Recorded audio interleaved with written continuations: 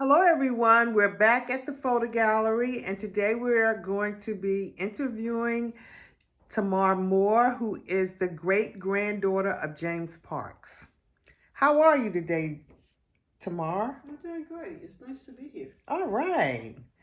So, our first question for you is how old were you when you realized that your great grandfather was an important part of history? I didn't actually realize it until the my mother and my cousin organized the first Parks family reunion in 1987, and I didn't pay that much attention to it, even though I participated in the reunion. But I think as time went on, I began to realize that he was important and that he fit into the history of this area. So, who is James Parks? Why is he so important, or why should people in Arlington and beyond know who James Parks is? Well, first of all, he's my great grandfather. And then when we look at his beginning and the legacy of his family, they began as slaves at Arlington, was known as the Arlington Plantation at that time. I just always referred to it as Arlington House, Arlington Cemetery, because that was all encompassed in the area. But his father and mother, his father was Lawrence and his mother was Patsy Clark Parks, and they had 13 kids. How many kids? 13? 13. Oh, okay. Nice. So, what started you on this journey with your family tree? Because that's how I got knowledge of James Parks. I had no idea who he was until I started doing your lineage. Yeah, that's interesting because um, there was a lot of information that I acquired from the family reunion. And it was some years later that my aunt, my cousin Wayne had died, and my aunt needed some help with some other family business, and she asked me to help her. So as a result of that, so you talk about the family reunion being back in 1987, and I think it was somewhere around 2010 that when he died, and then my aunt asked me to help her a year later.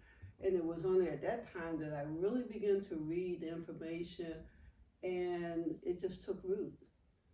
I got excited about it, and as I researched, as I read the information, I started doing my own research because my great grandfather, my great grandfather, which was James Parks, the history was that he had 22 children. And so I was excited because I wanted to go find out who they were, and that's an important part of us understanding where we came from. You know, who are our relatives, where they come from, what did they do, you know, what's significant. And it wasn't anything to, you know, look at him as an important part of history. It was important for me because I just wanted to understand different aspects of the family. Nice. So, what research sources did you use when you started doing your research? Actually, I started out, I used the information from the family reunion, first of all. And then from that, I had an ancestry account. So I started going out looking for, you know, who his other kids were. You know, 22, that's a large number. And that was significant because my aunt needed to, because of some property that she was handling, she needed to identify, it was either 80 or 90% of his children, so that she could hold on to this particular piece of property.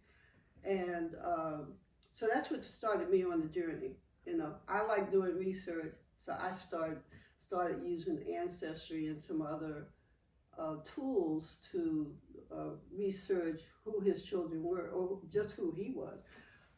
I started Ancestry, and then from Ancestry, I found that I needed to go to the county records here in Arlington County. That was interesting in itself. And then from the county records, I found out that there had been a fire or something up in the courthouse, and I ended up having to go down to the Library of Virginia in Richmond. So I began traveling 95, going down to the Library of Virginia, and I just became consumed with it, and I, I couldn't stop. So, have you ever used the Quaker resources as well? I I, used the Mormon oh, it's resource. the Mormon. Yeah, I Okay. used the Mormon resource, which is actually, it filled in a lot of gaps for information that I could not find down at the Virginia Library and in Ancestry, and it helped to really bring that whole thing together. I did have some other materials on the slaves in Arlington that I utilized to, still put some more of it together. So uh, it was just a journey. It took me about 10 years to actually collect all the Wow. information that I had gathered. When I first heard you tell the story of James Parks, it's still so important, or it keeps you engulfed in what you're saying because it's so powerful to know that this man existed, and it's just not a whole lot known about him. And I think it's important to know that from one of your lectures, I think he was the person who helped them restore the Arlington House, or uh, what is it, Robert E. Lee House, because he had been there and he was able to help the renovators or people who were trying to restore the house. Yeah, he was instrumental because he was just this walking um, uh, he just had this knowledge. It was just he was there. James was born at the Arlington Plantation. So he was born there. He was a little boy that ran around. He played. He had interaction with George Washington Park Custis, who was the owner of the property. So he went from being a little, an infant to a teenager when he was 19 years old when he was free.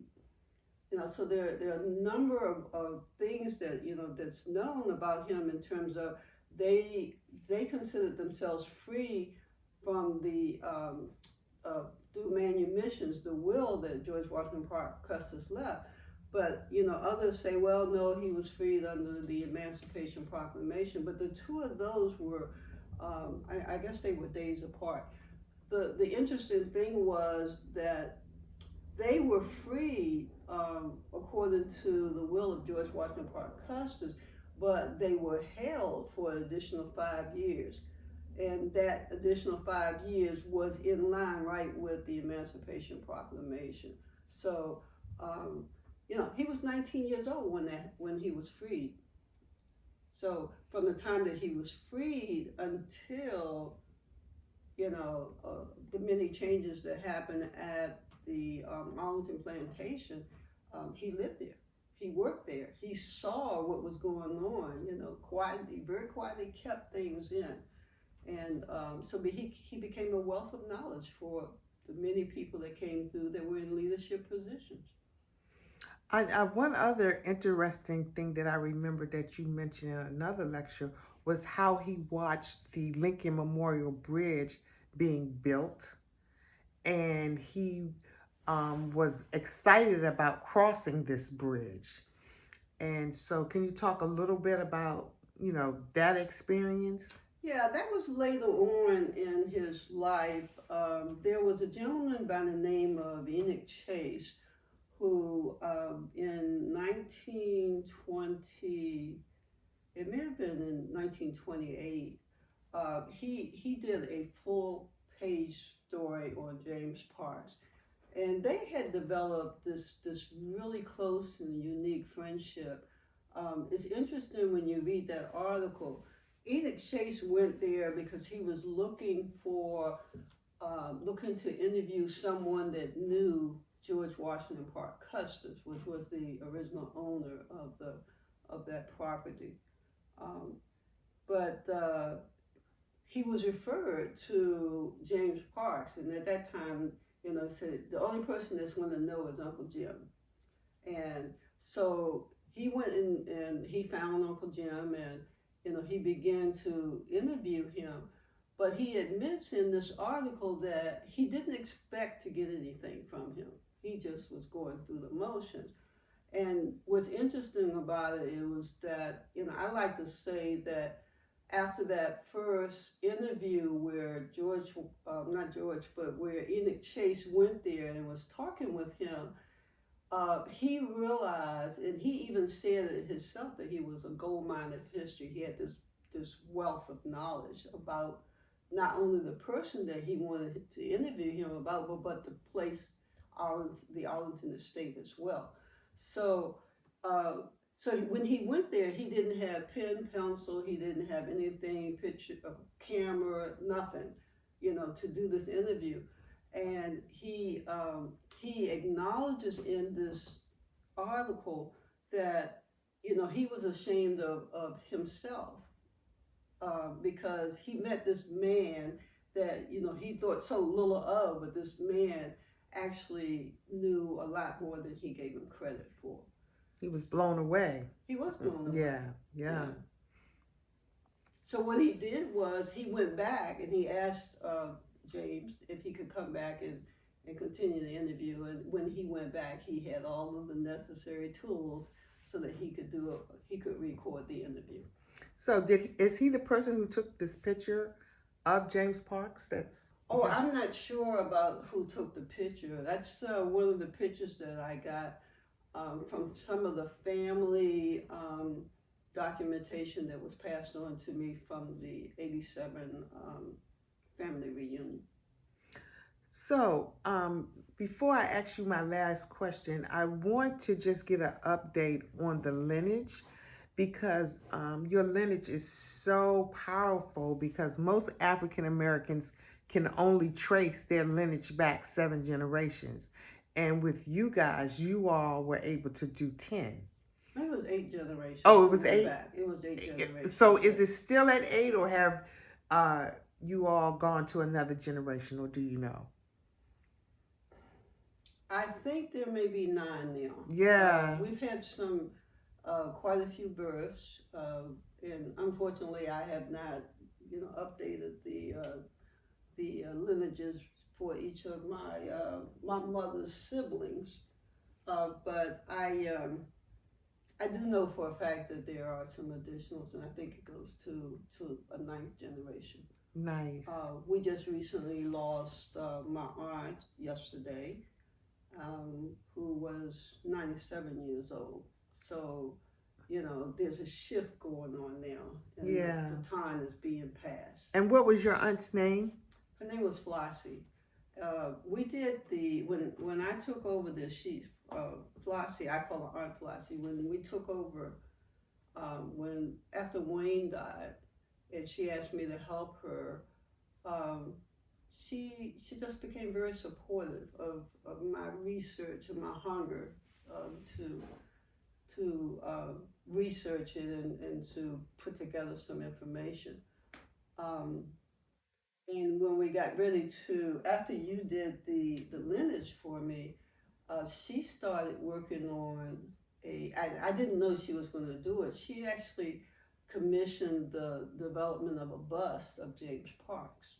And that bust is actually on permanent display at the Arlington House now. So that was a major contribution to what you see at Arlington House. Was the bust that she had commissioned. Yes, and that should be something that everyone takes a little bit of time and go and see, because it was here at the gallery, and it was a powerful image of your great-grandfather. Yeah, that's amazing, because once we put up the exhibit here, it wasn't until later that I called her to ask if we could include the bust here, because it was at her apartment.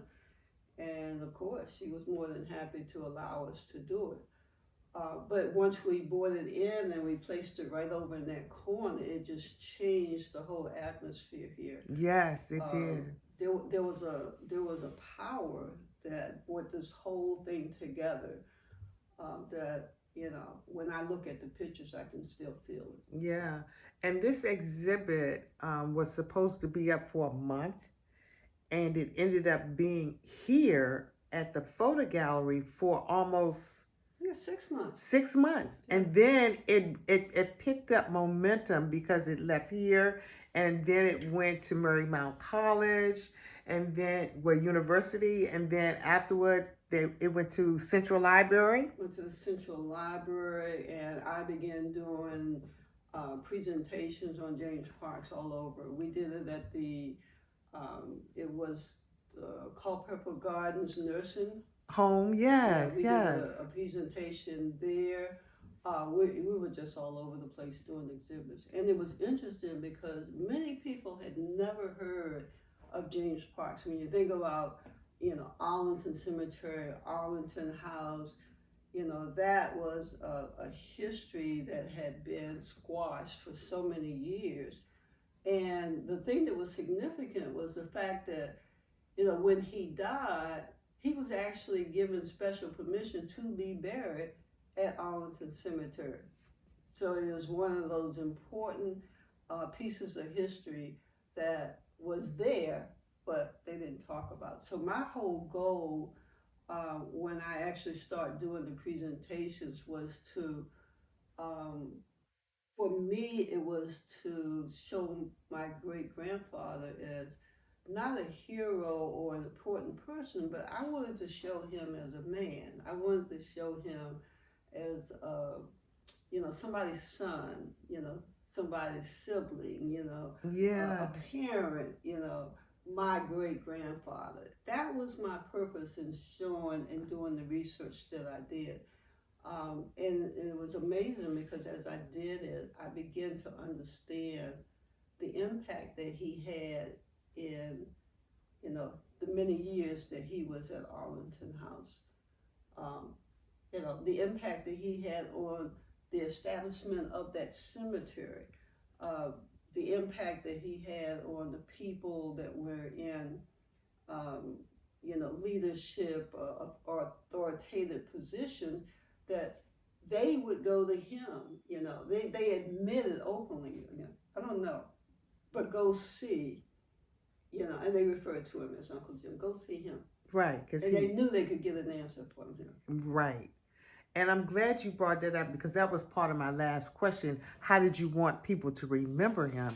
But also the fact that he is the only civilian. Well, no, he's not the only civilian. What you have to understand, at that time, he was the only he was the first civilian to have been given authority or given approval to be buried there. Okay. And when his funeral, when they had his funeral, uh, he was actually given the 21 gun salute as a military that would have gone to a military person, and he was a civilian. So there were so many things that were done to recognize him and to give him that honor to be buried at Arlington Cemetery that many people didn't know. So my whole goal was to, as we begin to work with Arlington House, which my you know, cousin and the others before me had always worked with them.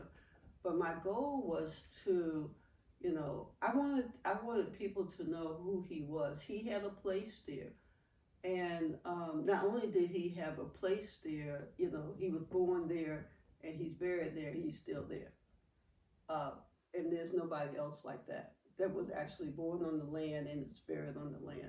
So I thought that was significant. The people knew that. Yeah, And that's when they would go powerful. on the tours, there was no mention of James Parks. There's nobody else that did the things there that he did. So they mention him now at the in the tour because I definitely want to go and do the tour. I've had a couple of people come back and have gone on the tour, And as we, begin our campaign and talking about Uncle Jim or James Parks, uh, the momentum picked up, and many of the tour guides there, the rangers, they began to get excited about the fact that there was this man that they had never heard of named James Parks. And so whenever we would go there, they were excited. And so we began to work closely with um, uh, the rangers. And I remember, one of the things after we had a couple of our um, gatherings there, and they would come up and they asked me and said, "What is it that I should know about James Parks?" So there was this momentum, and there's still a momentum for people wanting and understanding who he was. I was surprised at the number of people that came up to me. I've never heard of him, and all of a sudden, wow. Right, right. Because I had neither, and I mean, we grew up in the same neighborhood, Well, you we know, did. and I didn't even know that, and so this was like really powerful for me to even have an opportunity to just do his lineage and see his family grow and where it's come from, and to watch or hear how you did the research. Right. It's And with, it's I'm it's sorry. interesting because with that research, when I looked at the research from just my mother's side, but then there were not only my grandfather's line coming down, which we have displayed here, but you got to remember that there were 21 other siblings of James Parks. I mean, there were 21 other siblings for James Parks's children. And so when we initially talked about doing the lineage, that was overwhelming in itself because Exactly, it you was. actually made the decision. I remember coming here and I had some parts of everybody. And I remember laying it out all over your floor, and you just looked at me. And so after you thought about it a couple of days, you said, "I think we need to do this, and we're gonna just take a piece Piece of it." of it, yes, You know. because you had so much information that it was overwhelming, and the thought of doing a tree was definitely impossible. Well, yeah, Yeah, because it doesn't go along with the standard of one wife, three kids, and the line goes on. It didn't work like that. no, it didn't. And in some cases, somebody may have had two wives or three wives, and when you look at the fact that Uncle Jim himself, he had two wives, but he had 22 kids. It is documented that he had 22 kids, even though we don't know all the names. I was able to find, I think it was somewhere around 15 or 16 of the ones, we had six, and I was able to find so many of them, and that was amazing to me. That was fun. Yeah, It was overwhelming, but it was fun. yeah. Now that you look back, so my last question is, what would you tell an individual who would want to start researching or doing their family tree or their lineage? What would be some of the important things that they should do to get this done, or why is it important to have your lineage done? I think for us it's important because so much of our history was withheld from us. All through high school, I never I never enjoyed studying history because I didn't see myself there.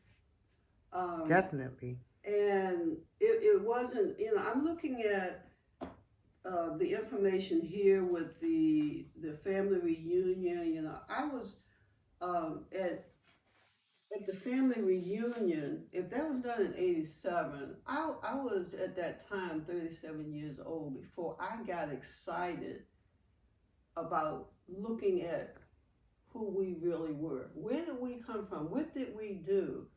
and then to have this reunion put together, and even though I didn't pay a lot of attention to it then, I began to later on, I just got consumed with it. I wanted to know everything. We had a purpose. We could see our ancestors having done great things.